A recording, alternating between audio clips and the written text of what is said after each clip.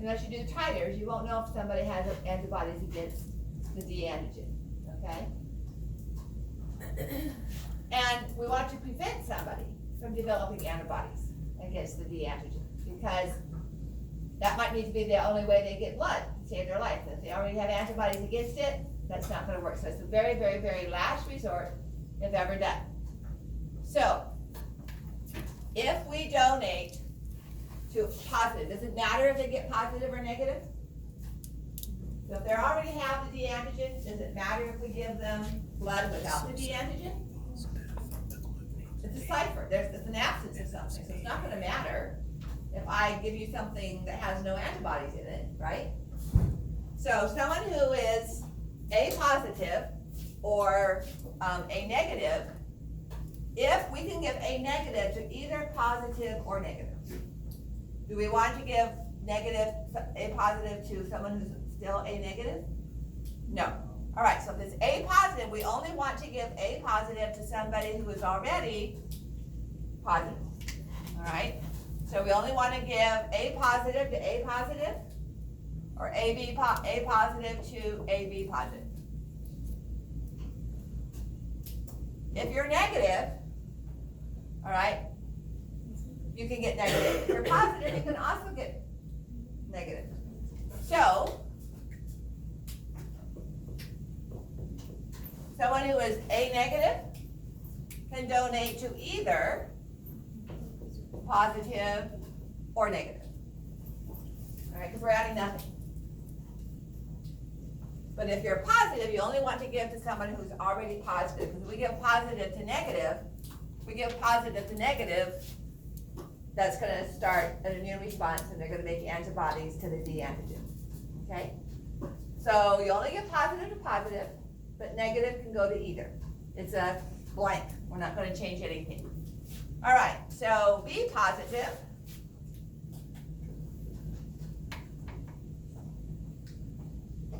We want to, get my letters written down here first. So B positive can only be given to someone who is already B positive, or to someone who's already AB positive. Again, if they're negative, you can give to either because you're not changing anything. Same rule, we don't want to give positive to a negative blood type. We don't want to trigger the response and cause them to make antibodies if they didn't have any already. So if they are AB positive, they can only give to AB positive. If they're negative, they can give to AB positive or negative. All right?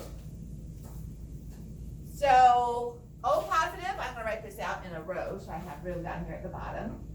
So O could give to O and to A and to B and to AB.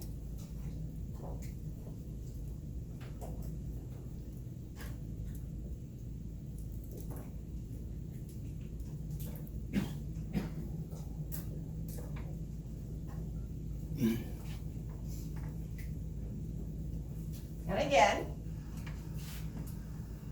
O positive can donate to O positive, and to A positive, and to B positive, and to AB positive. Okay? And O negative can receive, O negative can donate to positive or negative.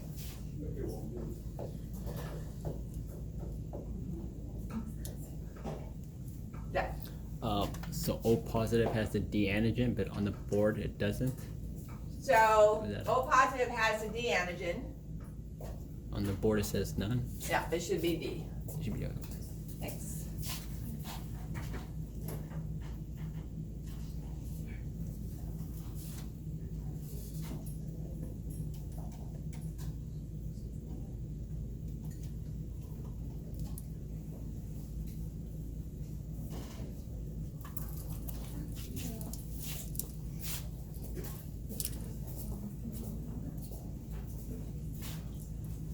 So my husband is O negative.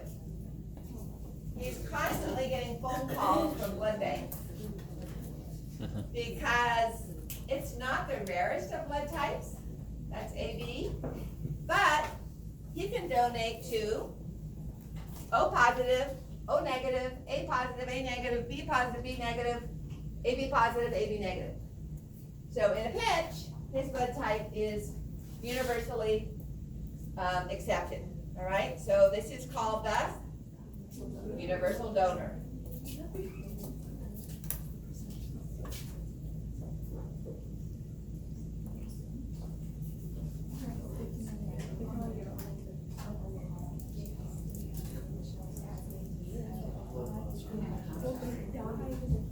Okay. Now let's go to the most important part again. What can you receive? All right, this is kind of the flip side of donate to. So if you are A positive, you can receive either positive or negative, because you're receiving nothing when you get negative, okay? If you are A negative, you can only receive the negative version of A or O, because that first time that you get it, nothing's going to happen, because it takes a couple of weeks to develop the immune response, 3 weeks to develop a strong one, and by then the red blood cells will start to die off. But the second time you get a transfusion, you're in big trouble. Okay, so we want you to just avoid that whole situation. So again, if you are B positive, you can receive either. But if you're B negative, only negative. Okay? If you are A positive, or B positive, or AB positive, or O positives, you get anything. So that's the best blood type to get if you're going to be in some kind of occupation that requires lots of blood transfusions. All right? So this blood type is a universal recipient.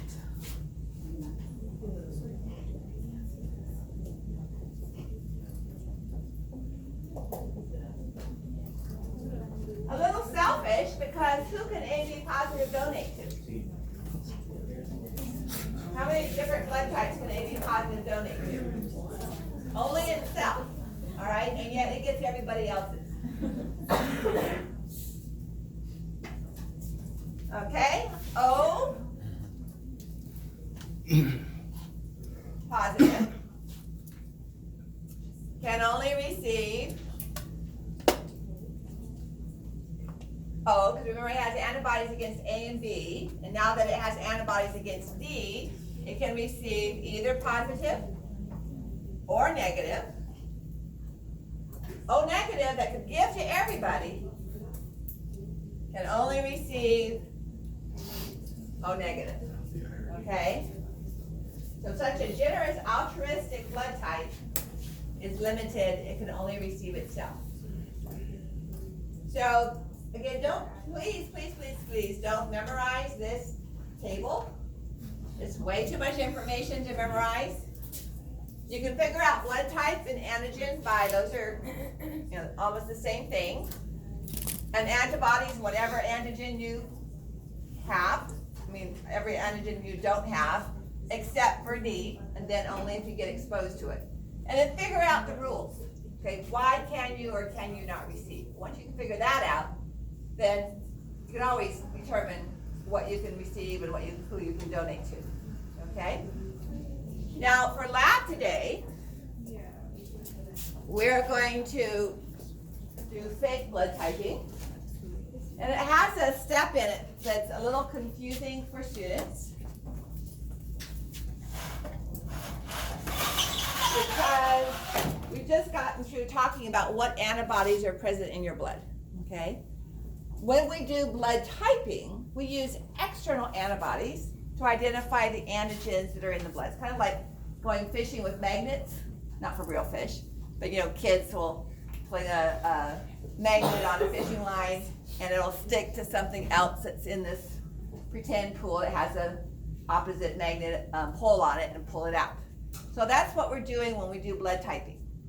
We're throwing in a particular antibody, and if it causes agglutination, then that antigen was present. So we have trays that have depressions in them. Let me double check. I always forget from one semester to the next which ones are which depressions.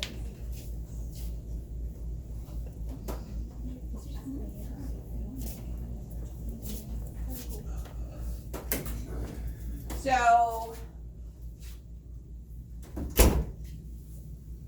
this is labeled A. My short-term memory. Whoops, wrong color. This is labeled A. This is labeled B. And this is labeled RH, which we know as B, right? So we're going to put a drop of blood, fake blood. They're labeled Mr. Brown, Mrs. Smith, Mr. Greener, something like that. So you're going to put a drop, the same person's drop of fake blood in every depression, every well. And then we have dropper bottles of the antibodies, okay? So these have been obtained and purified. And so into the tray labeled A, we're going to add drops of antibody against A. Into the tray of this blood, labeled B, we're going to add drops of antibodies, labeled anti-B. And you can see the trend. We'll add anti-D. So what we're doing is we have a tray with cells in it, and we're adding the antibodies. We're not worried about what antibodies are in this blood, okay? We're adding external antibodies. And so here are the antibodies against A. If there is no antigen A on those cells, then we do not see agglutination, okay? It'll just look like a smear. If there are, so if we see this without any little clumping occurring, then this blood type would not have the A antigen, so we'd not put A in our blood type, okay? But if instead, so this would have no A antigen. Okay, we're not worried about the antibodies in here. We're trying to find the antigen by mixing it up. So now, if we add B, I did the wrong, let me match my colors here.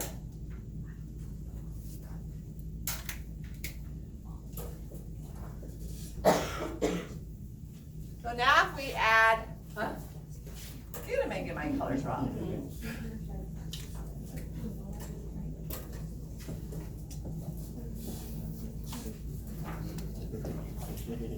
So now if we add B, antibodies, and let's say there are B antigens, and we add the antibodies, that's going to result in agglutination. And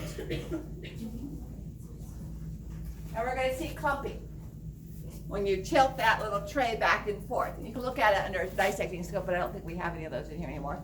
But you can see a little bit of graininess to it, okay? And so now that we have agglutination, then B antibodies are present.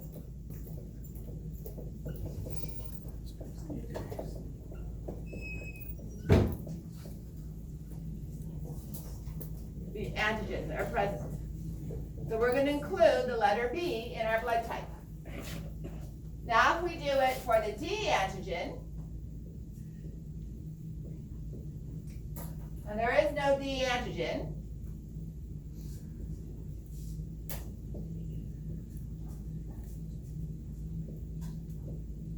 there would be no clumping.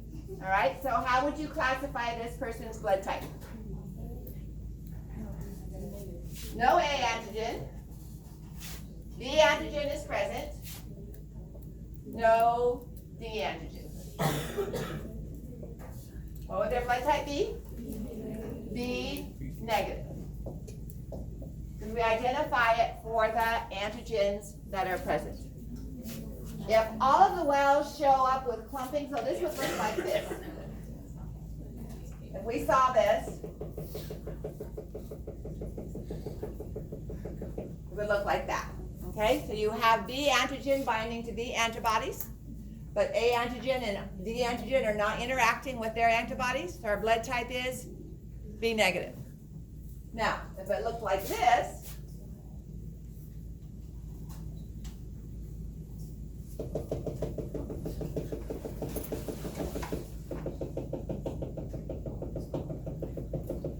what would the blood type be? Is the A antigen present? Yes. B? Yes. And D? Yes. So the blood type would be AB positive. Now, if it looked like what I drew originally when I first talked about how we were going to do the activity, and it looks like this, do we have any antigens present? No. So the blood type would be O negative. Okay? So this activity is called typing, blood typing.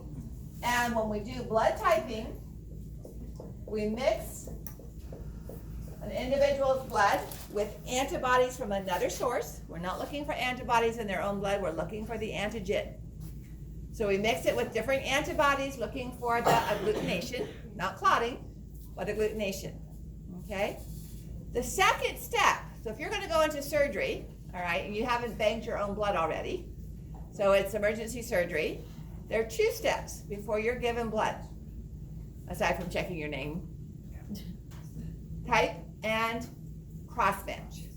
So the blood is typed, and then when the bag of blood is brought to the room or to the surgery, before they hang it and let it drip into your vessels, they actually, in the lab, mix your blood with a specific bag of blood that you're going to get and double check that there's no interaction.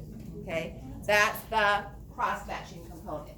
Just in case there was a mistake or there was some minor set of antibodies that wasn't picked up. So the actual physical mixing of the recipient blood and the donor blood is the cross-matching.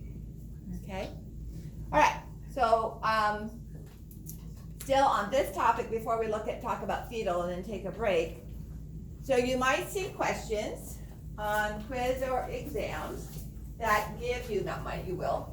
May I erase the board? Okay.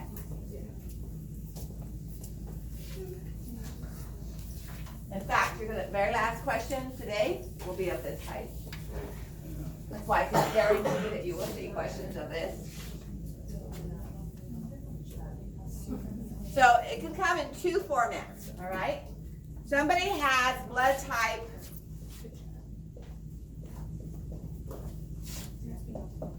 AB negative. What antibodies will be in their blood?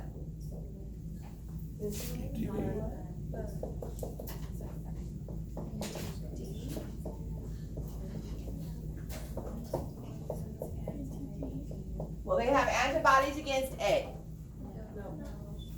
So there will be no anti-A. Will they have antibodies against B? No. Will they have antibodies against D? Yes. Maybe. You don't know, right? Exactly. So you don't know if they were exposed. If they were a guy, obviously they didn't give birth to a positive baby, but they could have been if they were a mom. all right? Or if they were a guy, they could have gotten a transfusion after a motorcycle accident or whatever. And so you don't know. That's an unknown, okay? Just saying that their blood type is negative, we assume they don't as far as what we treat them with and what kind of blood we give. We don't want to start it, but they may or may not, okay? So I can give you a blood type and ask what antibodies are present. Obviously antigens too, but that's almost too easy. This would be the same thing as their blood type. Or I can give you a situation where antibodies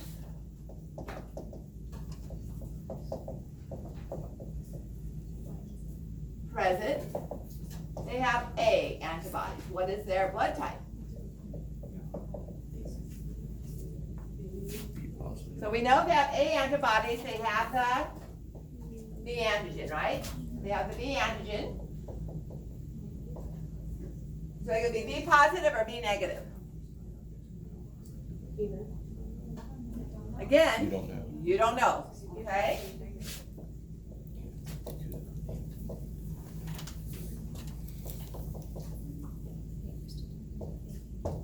We don't know. Because they could be positive and not have any D antibodies, or they could be negative and not have any D antibodies. All right, because that's a condition that requires exposure. However, if I change this to D antibodies, A antibodies are present and D antibodies are present, now you know for sure the D antigen is present or not present.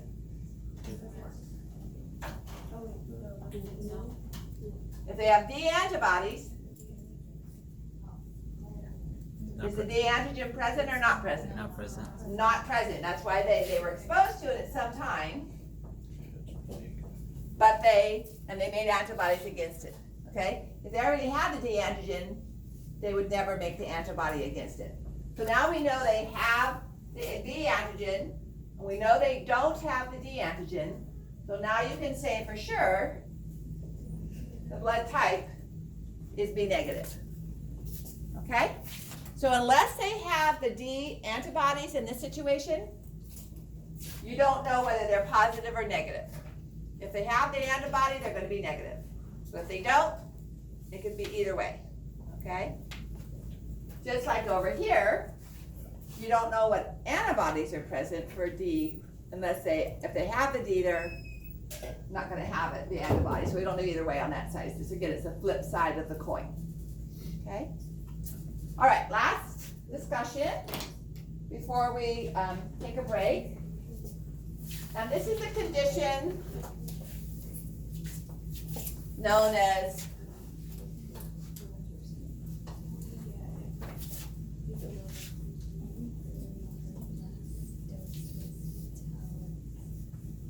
where the mother is not the same blood type as the baby as far as the D or the B reaction is concerned.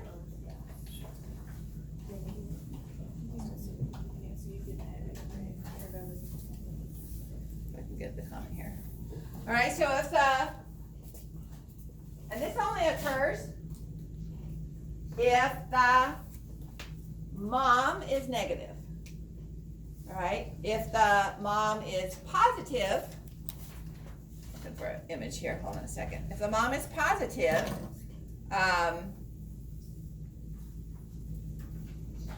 the baby will never have this particular condition. Why not?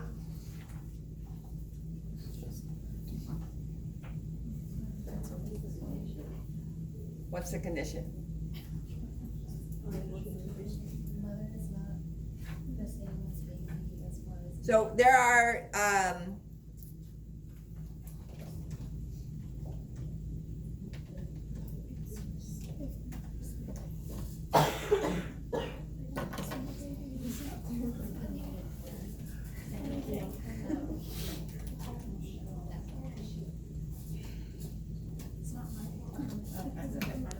so if the mother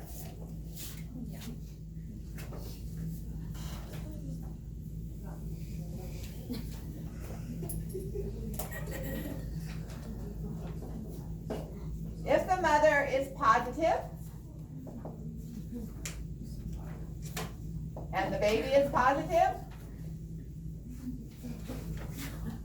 the mother is positive and the baby is positive, no problem. Okay? Because there's no, unless the mother is a different ABO. I mean, yeah. So that could be a problem. But that's not as common as the RH factor. So to have the mother positive, and forgive me for the gender stereotype on the clothes, it's just like the bathrooms, it's easier to do it this way. If the father is negative, the mother's positive and the father's negative, what will the baby be? In case you can't tell. So this is one of those simple charts. Being negative is a recessive trait, okay? So if the father is negative, well, we'll draw that with a little r. And the mother is positive. She can be either homozygous or heterozygous. She can have a dominant gene and a recessive gene, or she can have two dominants, all right? So, mother's positive, and she has a heterozygous with a dominant gene and a recessive gene for the D antigen. Then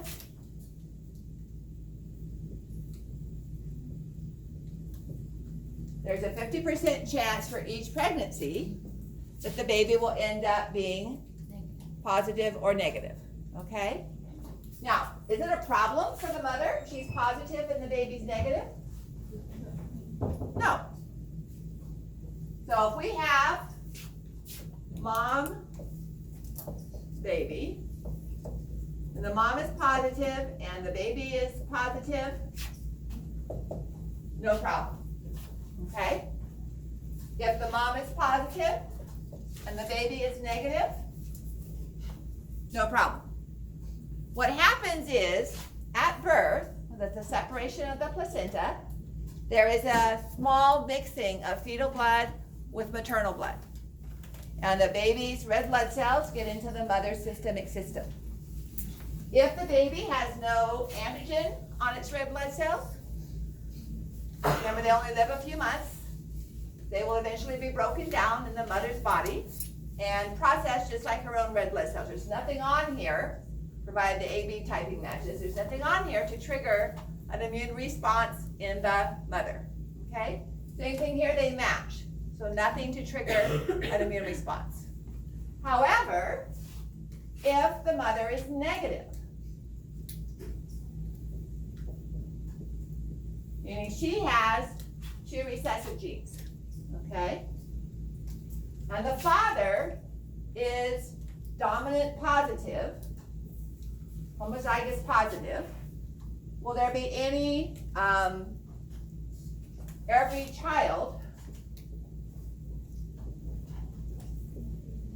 is going to be positive, right? If the father, well, the mother is negative, if the father is heterozygous, then we have the same situation we had up here. Each baby, doesn't mean that half their children, it means each child at the time of fertilization has a 50% chance of being negative. So again, if the baby's negative, there's not a problem. But if the mother is negative and the baby is negative, we still have no problem. If the mother is negative and the baby is positive, we have a problem, okay? So, for this to occur, the mother has to be negative, the dad has to be positive. If the mother's negative and the dad is negative, not a problem. All the babies are gonna be negative provided there's no other daddy in the picture. All right, so if the mother is positive, there's never a problem, no matter what the baby is. If the mother is negative, a problem occurs if if the baby is positive. Now, if this is the first baby and the mother's not had a transfusion, there typically is not a problem because it takes the separation of the placenta to expose the mother to the baby's A antigen, all right? So that first baby is out of the mom by then. So the mom develops antibodies and the baby is no longer exposed to the mother's antibodies, and it's usually not a problem. It's the second and third and fourth, not baby, but baby that is positive. So if the second baby is negative, it'll be fine. There's no antigen for the mother's antibodies to have a problem. But if whichever the next baby is that's positive will have a problem. And the mother's antibodies will coagulate, that will move a big problem. The way that reason there is a problem is these antibodies will cross the amniotic membrane and will cross the placenta and will agglutinate the baby's red blood cells before the baby's even born. So this was a major cause of many stillbirths before they figured out they thought they had settled it by checking for A and B O incompatibility. That's the state law for a lot of, even still a lot of places. Before you got married, you had to have your blood typed and checked. But even after they took care of that, there were still these problems going on with the condition. And babies, finally they figured out the problem, but how do you change a baby's blood type? So babies were being treated by being given transfusions after birth, if they were still alive. So if you have a mom that's negative, let's say just for experiences, the mom is B negative, and the baby is B positive, and the baby's still alive when it's born, what's the best blood type to give the baby? B negative or B positive? B negative. Because the mom's antibodies are still going to be circulating in the newborn's blood. And if you give the baby more of its own blood type, it's just going to be interacting with those antibodies that are already there. Whereas if you give it the negative version of its blood type, then you're not adding anything to which the antibodies can interact. Okay? This condition is known as erythroblastosis fetalis. Not fatal as in death, but fetal. Okay? So medical science developed further, and they were able to give transfusions to the baby while still in utero. All right, by going through the uterine muscle and through the baby's abdomen and adding blood into the baby's abdomen. They weren't able to save every life, though. So now the next step, and it's gotten a little bit more sophisticated, but the third step was to prevent the mother's own immune response. It takes about 3 days after exposure for those plasma cells to become activated. So baby was tested after birth. If the mother was negative, if the baby was positive, but the mother was given an injection of antibodies against the D antigen. To destroy, the mother was given, to destroy any baby's red blood cells still in her body before she had a chance to become sensitive to it. So remember, she's negative. We're trying to prevent the production of plasma cells, making the antibodies against D. So when the baby is born, and some of the baby's blood cells got into the mother's bloodstream, they're going to be recognized as foreign by her own immune system. And she will develop B lymphocytes that start making antibodies against it. It takes about 3 days for that to happen, 72 hours. So given an injection of a whole bunch of antibodies, they immediately will start clumping and agglutinating the few fetal cells that are in her body before she has the opportunity to mount an immune response to it. And that's when she's a virgin as far as exposure to the D antigen. Okay? So here's the situation. A mom has a baby girl. The baby girl is B negative. The mom is B negative. Okay? Her first baby girl, first baby boy, first child. And then she has another baby. And this baby is also a girl, but the girl is B positive. So one of these situations here. First baby was negative, second baby was positive. And the baby develops erythroblastosis fetalis. Even though that was her first baby to be born positive. She didn't have any transfusions of positive blood, and yet she already has antibodies in her blood against the D antigen. What do you think happened? And no, she didn't cheat on her husband and give birth before she was. Her first baby was a twin. Fraternal twins. The baby that was born alive was B negative. The twin died before she even knew she was pregnant, but yet had enough to develop red blood cells in the first 2 or 3 weeks. And as the embryo died and was broken down, the antigens got into the mother's system. She made antibodies against them before she even knew she was pregnant. And so her first baby was really not her first pregnancy, okay? And she was sensitized to the D antigen of that baby that never developed.